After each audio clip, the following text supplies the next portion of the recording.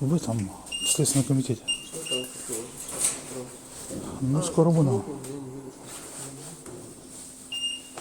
Да. Ту сторону взял. Можно и видеть, не бойся. Это замок. Ну, хорошо.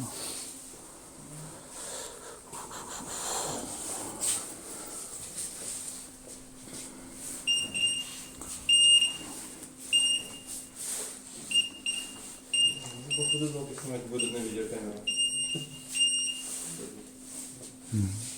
Да, хорошо.